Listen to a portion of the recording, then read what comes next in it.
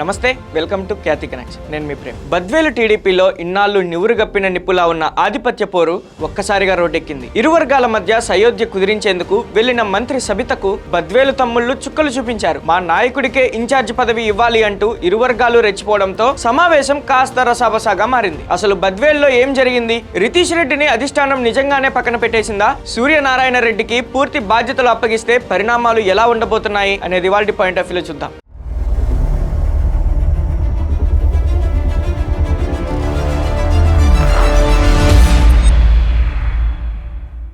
బద్వేలు నియోజకవర్గ టీడీపీలో గత కొంతకాలంగా రెండు వర్గాల మధ్య తీవ్ర ఆధిపత్య పోరు నడుస్తుంది. ఒకవైపు రితీష్ రెడ్డి వర్గం, మరోవైపు సూర్యనారాయణ రెడ్డి వర్గం. ఈ ఇరు వర్గాల మధ్య సయోధ్య కుదిర్చి పార్టీని బలోపేతం చేయడమే లక్ష్యంగా మంత్రి సబిత బద్వేలులో ఒక ప్రత్యేక సమావేశాన్ని ఏర్పాటు చేశారు. ఇరు వర్గాలను ఒకే తాటిపైకి తెచ్చి రాబోయే రోజుల్లో పార్టీ కార్యక్రమాలను ఉమ్మడిగా ఎలా ముందుకు తీసుకెళ్లాలో దిశానిర్దేశం చేయడం ఆమె ముఖ్య ఉద్దేశం. కానీ సీన్ కట్ చేస్తే మంత్రి అనుకున్నదొకటి, అక్కడ జరిగింది మరొకటి. సమావేశం ప్రారంభమైన కొద్దిసేపటికే ఇరు వర్గాల నేతలు, కార్యకర్తలు ఒకరినొకరు టార్గెట్ చేసుకోవడం మొదలుపెట్టారు. బద్వేలు టీడీపీ పంచాయతీ అంతా ఇన్ఛార్జ్ పదవి చుట్టూనే తిరుగుతుంది. ఇప్పటికే రితీష్ రెడ్డిని టీడీపీ అధిష్టానం పక్కన పెట్టిందనే ప్రచారం గట్టిగా సాగుతుంది. నియోజకవర్గ పూర్తి బాధ్యతలను సూర్యనారాయణ రెడ్డికి అప్పచెప్పేందుకు పార్టీ అధిష్టానం తీవ్రంగా ప్రయత్నిస్తుందనే వార్తలు వస్తున్నాయి. ఇదే తరుణంలో మంత్రి సబిత బద్వేలు పర్యటనకు రావడంతో ఇరు వర్గాలు తమ బలాన్ని నిరూపించుకునేందుకు పోటీ పడ్డాయి. మా నాయకుడికే ఇన్ఛార్జ్ పదవి ఇవ్వాలి, లేదు మా నాయకుడికే పూర్తి బాధ్యతలు అప్పగించాలి అంటూ సబిత ముందే ఇరు వర్గాల